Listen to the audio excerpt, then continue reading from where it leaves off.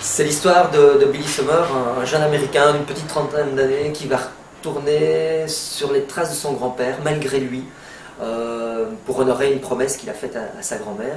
Son grand-père qui est mort à la guerre de Corée. Et voilà, ce voyage va devenir pour lui un voyage initiatique et va s'enchaîner avec une rencontre importante qui va finalement changer sa vie. L'histoire, elle m'est venue suite à un voyage à Séoul et surtout le trip d'une journée sur la frontière entre la Corée du Nord et la Corée du Sud, sur la DMZ, sur donc la zone démilitarisée.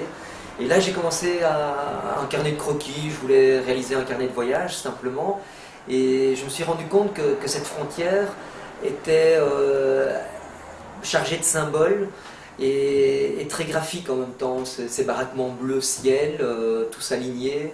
Je me suis retrouvé face à un bâtiment d'architecture stalinienne, communiste, avec des soldats en faction, face à face. On est dans une ambiance assez particulière, parce qu'en même temps, on va là pour visiter cette frontière, un peu comme on va visiter un monument. Et en même temps, il y a une tension qui est palpable entre les soldats communistes et les soldats sud-coréens et américains. Et donc, je me suis rendu compte qu'il y avait quelque chose, d'abord que je ne connaissais pas, et que peu de personnes connaissaient, quelque chose de graphique, de symbolique, qui devenait presque une métaphore des familles séparées et décomposées. Et dans ce carnet, j'ai commencé à collecter des informations, et je me suis rendu compte qu'on ne parlait pratiquement jamais de la guerre de Corée. C'était une guerre oubliée, c'est d'ailleurs son nom, c'est la guerre oubliée. On parle toujours de la guerre 40-45, 14-18, ou la guerre du Vietnam. Et la guerre de Corée, finalement, c'est une guerre qui n'intéresse personne. Et je me suis dit, c'est peut-être intéressant justement de remettre cette partie de l'histoire au centre d'un album de bande dessinée. L'idée de la guerre dans une histoire où on a envie de développer des personnages est intéressante, parce que la guerre est automatiquement une fracture dans l'histoire des personnages, pas uniquement dans l'histoire avec un grand H. C'est comme une parenthèse douloureuse, mais une parenthèse de la vie où tout s'arrête. C'est un chamboulement complet et qui permet d'appuyer le caractère de chaque personnage, parce qu'ils vont devoir avoir une réaction particulière à un moment donné, presque du jour au lendemain. À partir du moment où on est plongé dans une guerre, on a une autre réaction que le train-train de la vie. Et donc automatiquement, ça crée dans ces fractures et dans ces chamboulements d'autres chamboulements qui sont des chamboulements affectifs, des relations amoureuses. Ici, dans mon histoire, Ted Summer, le grand-père, va prendre la guerre comme prétexte pour fuir la réalité. Et c'est ça qui m'intéressait aussi, c'est se dire qu'il y a des soldats qui s'engagent par patriotisme pour défendre un pays. Et Ted Summer, c'est un peu comme le petit-fils, il en a rien à foutre de la guerre, il va s'engager pour fuir les difficultés de sa vie amoureuse, et il choisit la guerre pour mourir quelque part, parce qu'il n'a pas l'audace de se tirer une balle dans la tête. Et c'est une façon de se dire, voilà, je vais me suicider, je vais partir à la guerre, et je me fous de tout, je me fous de la vie. Et la guerre devient vraiment un moyen d'échapper au réel. Tout petit, les premières histoires que je dessinais, c'était des histoires de cow-boys, des histoires de gosses finalement. Mais très vite, j'ai commencé à réaliser des planches et des histoires sur la guerre 40-45. Et c'est vrai que je me rappelle quand j'étais môme, très vite il y avait des histoires de soldats.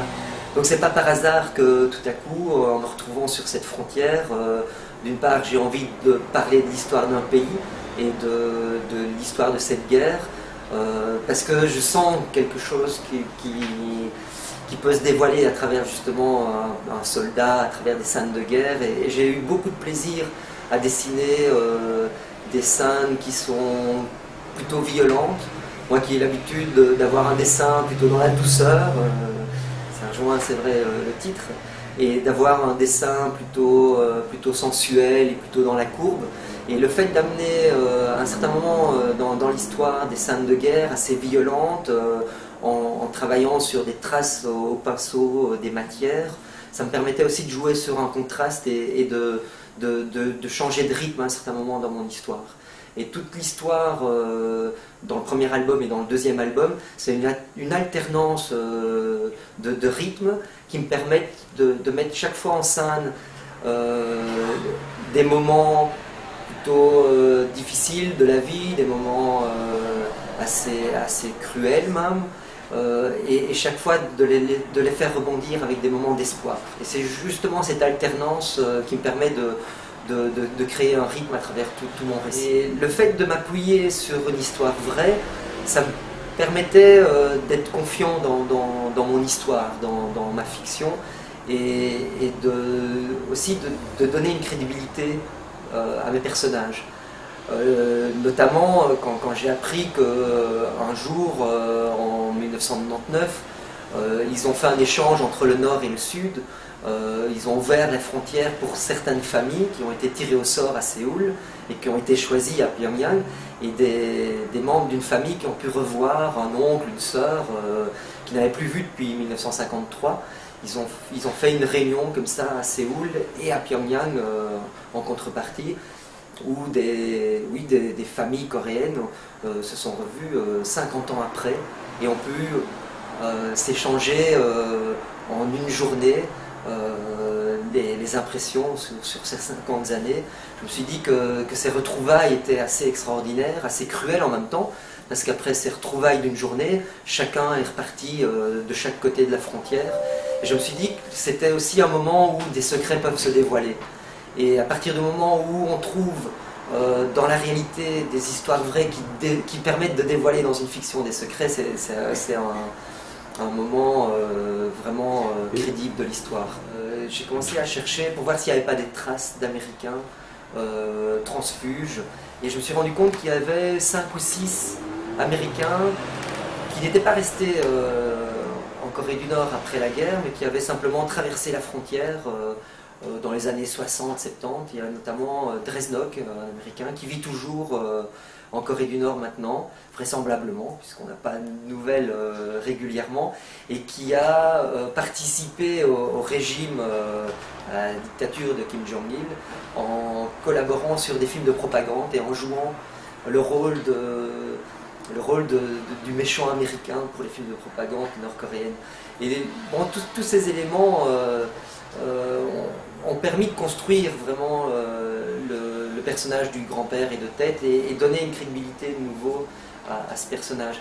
En fait, à la fin de la guerre, on est en plein macartisme, et des soldats américains qui sont soupçonnés d'avoir collaboré avec les communistes, en rentrant au pays, ont été condamnés.